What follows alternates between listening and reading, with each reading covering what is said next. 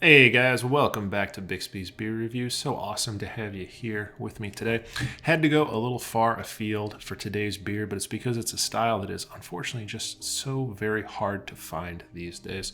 From Great Notion Brewing out of Oregon, we've got Pink Sabbath.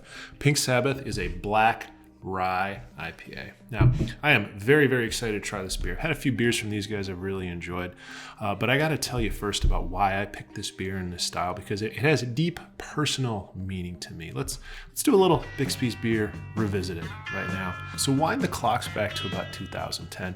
Very wonderful bar opened in Washington, D.C. by the name of Meridian Pint. Quickly became mine and my friend's very favorite watering hole. And at Meridian Pint, they had my very favorite beer in the whole world for about 4 years running. From Firestone Walker, that would have been Wookie Jack. Now, if you ever had the Jack, you knew it was a wonderfully rich, piney, bitter, refreshing, completely unique brew. Usually came in the big bombers, but if you were lucky, you could get it on draft. I don't mind telling you, I had plenty of pints of those down in the basement of the Meridian Pint while having one of their hypocrite burgers. That'd be the veggie burger with the bacon on top. So you can see, I'm already getting drawn down memory lane here. But the point is, it was a wonderful style and one that really spoke to me, but it's one that I just don't see anymore. And it's really disappointing. And so I'm hoping I can do whatever I can here to maybe just build a little bit of hype to get brewers back and looking at it. So let's crack this one open and see what it's all about. So I don't mind telling you guys, I once had a 6-hour layover at Los Angeles International Airport.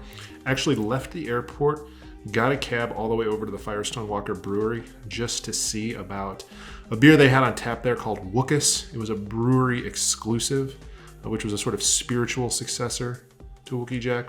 I hate to say it, wasn't the same. Couldn't recapture the magic. C'est la vie. At any rate, you can tell we have a beautiful, very, very dark, very nearly opaque beer. Reminds me a little bit of the Irish Stout we had a little while back, where it's very dark, but it's not quite opaque. You can also see quite an impressive head here, looking like there's going to be quite a bit of carbonation going on. Promise you, I did not shake the can. But it's a beautiful, dark-looking beer. Doesn't read as an IPA at all, but I promise you it is. So that's what it looks like. Let's go ahead and give it a smell. A wonderfully complex hop aroma, surprisingly and somewhat unexpected when you look at it. It certainly has the deep pine note that I associate with this beer from the examples that I've had before, like Wookie Jack. But it's a bit more citrusy than I might have expected. And I looked at the hop list. We got Citra, Chinook, and Cascade going on here. So it's not just the pure old school West Coast hops, has a new school hop in there too. But it still does eventually sort of get to that balanced place that a lot of those old school West Coast IPAs would, where you get the grapefruit and the pine tree working together. But underneath it, not super strong on the aroma, but definitely there is a sort of slight note of black coffee. There's just a little bit of roasted barley underneath everything, and it's a very, very interesting note. I think it draws out more of the piney aromas of the hops. So a beautiful and wonderfully complicated smelling beer. Let's go ahead and give it a taste. This does the one thing that I think only black IPA can do, and the thing that I really love about it is it takes the bitterness of hops and the bitterness of roasted malt and brings them right together in just such a beautiful combination. I don't mean to suggest that this is an overly bitter beer, and in fact it has enough malt heft to sort of stand up to that dovetailing of bitter flavors, but it's a unique combination, one that I don't think any other beer really does as well as this. And then the Citra hop aromas and flavors give a really nice counterpoint to that bitterness as well, to create some interesting complexity and draw your attention all over the place. At the end of the day, I think I understand why it's such a rare style these days, because to combine those two intensely bitter notes but still get to a place of balance and complexity is probably a tall order for any brewer, no matter how good they are.